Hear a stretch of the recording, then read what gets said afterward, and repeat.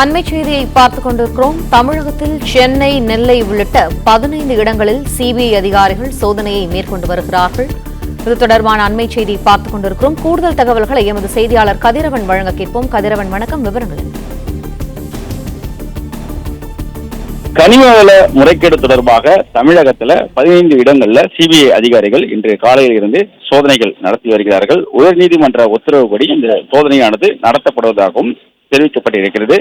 சுமார் 5832 கோடி அரசுக்கு இழப்பு ஏற்படுத்தியதாக குற்றச்சாட்டுகளை இந்த சிபிஐ அதிகாரிகள் இந்த சோதனையை நடத்தி வருவதாகவும் தெரிவிக்கப்பட்டிருக்கிறது. அதே போல சோதனை நடத்துவதற்கு முழு ஒத்துழைப்பு வழங்கி வருவதாகவும் அந்த சோதனை நடைபெறக்கூடிய நிறுவனத்தின் சார்பாக அவருக்கு வழக்கறிஞர்கள் தகவல் தெரிவித்திருக்கிறார்கள்.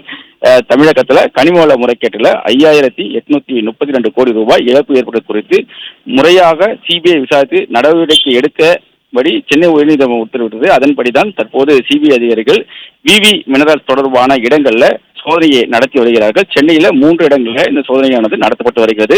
எழும்பூர் பகுதியில் செயல்பட்டு வரக்கூடிய கனிமவள நிறுவனத்தின் தலைமை அலுவலகத்தில் இன்று காலை முதலே இந்த சோதனையில் அதிகாரிகள் ஈடுபட்டு இருக்கிறார்கள்.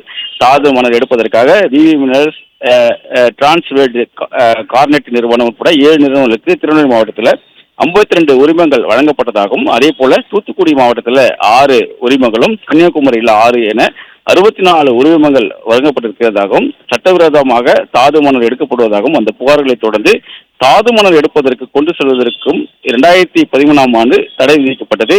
தடை விதிக்கும் முன்பும் தடை விதித்த பிறகும் சட்டவிரோதமாக தாது மணல் எடுத்ததால் ஏற்பட்ட 5832 கோடியே 44 லட்சம் ரூபாய் இழப்பை தனியார் தாது மணல் ஏற்றுமதியிலிருந்து வசூலிக்க முடிவும் செய்யப்பட்டது. தனியார் நிறுவனங்கள் வசம் உள்ள 1 கோடியே 55 லட்சம் டன் தாது மணலை பறிமுதல் செய்து மத்திய அரசிடம் ஒப்படைக்கும் முடிவானது எடுக்கப்பட்டது.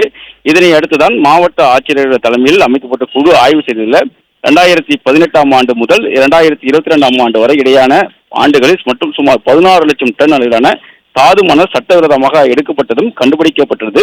இதனை அடுத்துதான் அரசுக்கு இழப்பு குறித்த ஆய்வுல தெரிய வந்ததாகவும், இதனால் சென்னை உயர்நீதிமன்றம் இந்த முறைகேடு குறித்து சிபிஐ விசாரணை நடத்த வேண்டும் என்றும் அமலாக்கத்துறை, வருமானத்துறை, சுங்கத்துறை, வணிக வரித்துறை ஆகிய துறைகள் மூலமாக விசாரணை நடத்த வேண்டும் என்றும் சிபிஐ இயக்குனர் சிறப்பு விசாரணை குழுவை ஏற்படுத்தி விசாரணை நடத்த வேண்டும் என்றும் உத்தரவிட்டது. அந்த உத்தரவின் அடிப்படையில் தான் சிபிஐ தங்களுடைய சோதனையை தற்போது தொடங்கியிருப்பதாகவும் தெரிவிக்கப்பட்டிருக்கிறது. சென்னை எழும்பூர் பாந்தியன் சாலையில் உள்ள அடுக்குமாடி குடியிருப்புள்ள அரி என்பதை வீட்டிலும், சுகுமார் என்பதை வீட்டிலும் சிபிஐ சோதனை நடத்தி வருகிறது. விவி மினரல்ஸ் அலுவலகத்திலும் இந்த சோதனையானது நடத்தப்பட்டு வருகிறது. இந்த சோதனைகளுக்கு முழு ஒத்துழைப்பு வழங்குவதாக அந்த சோதனை நடத்தப்படக்கூடிய நிறுவனத்தின் சார்பாக வழக்கறிஞர் தகவல் தெரிவித்திருக்கிறார். நன்றி கதிரவன், விரிவான தகவல்களை வழங்கியமைக்கு.